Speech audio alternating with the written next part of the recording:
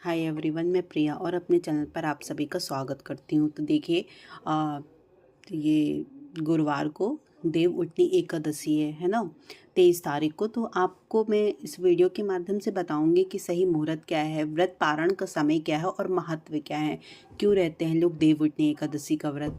तो देखिए, देव उठनी एकादशी भगवान विष्णु को प्रसन्न करने के लिए बेहद उत्तम मानी जाती है। इस दिन भगवान विष्णु को प्रसन्न करने के लिए कुछ लोग व्रत रखते हैं और पूजा भी करते हैं। इस दिन सच्ची श्रद्धा और भक्ति भाव से भगवान विष्णु की पूजा करने से सभी मनोकामनाएं पूर्ण हो जाती हैं। कहते हैं कि हर साल कार्तिक मास के शुक्ल पक्ष की एकादशी तिथि को देव उठनी एकादशी मनाई जाती है। देव उठनी एकादशी का दिन श्री हरि विष्णु को ही समर्पित है।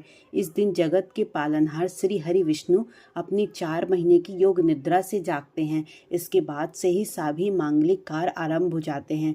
कहते हैं इसके अलावा जो एकादशी भगवान विष्णु को प्रसन्न करने के लिए बहुत ही उत्तम मानी जाती है। इस दिन भगवान विष्णु को प्रसन्न करने के लिए कुछ लोग व्रत रखते हैं, पूजा करते हैं और इस दिन अपनी सच्ची श्रद्धा भक्ति भाव से भगवान विष्णु की पूजा करने से उनकी सारी मनोकामनाएं पूरी हो जाती हैं। चलिए जानते हैं कि इस साल जो देव उठनी एकादशी की पूजा विधि और महत्व क्या है। तो देखिए, जो 23 नवंबर 2023 को देव उठनी एकादशी है, इस दिन भगवान विष्णु 5 माह की निद्रा के बाद जागेंगे। इसके बाद से सभी जो मांगलिक कार्य शुरू हो जाएंगे। देव उठनी एकादशी पर ही रात में शालिग्राम और तुलसी माता का विवाह किया जाता है। तो देखिए, देव उठनी एकादशी का जो मुहूर्त है वो 22 नवंबर रात 11:03 से मतलब प्रारंभ हो जाएगा और जो एकादशी तिथि का समापन है वो 23 नवंबर 2023 रात 9:01 तक है।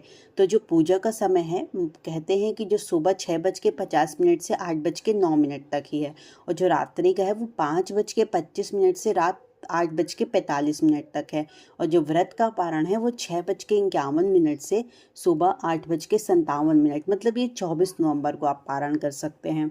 उसके बाद देव उठनी एकादशी के दिन ब्रह्म मुहूर्त में स्नान आदि से निवृत्त होने के बाद भगवान विष्णु की पूजा करते हुए व्रत का संकल्प लें। श्री हरि विष्णु की प्रतिमा के समक्ष उनके जागने का आवाहन करें। सायंकाल में पूजा स्थल पर घी के 11 दिए देवी देवताओं के समक्ष जलाएं। यदि संभव हो जाए तो गन्ने का मंडप लगाकर बीच में विष्णु जी की मूर्ति रखें और उनकी पूजा करें।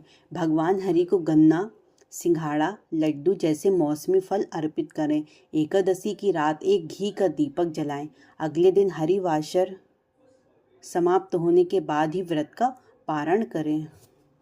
चलिए, तो मैंने आपको बताया कि देव उठनी एकादशी के जो एकादशी का मुहूर्त क्या है और व्रत पारण का समय क्या है और महत्व क्या है।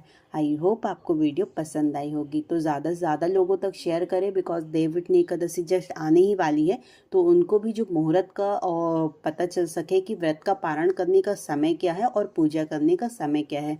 चलिए, तो विष्णु भगवान की जय हो, लक्ष्मी मैया की जय हो। मैं मिलती हूँ आपको कल एक नए नेक्स्ट वीडियो के साथ। तब तक के लिए बाय बाय, थैंक यू।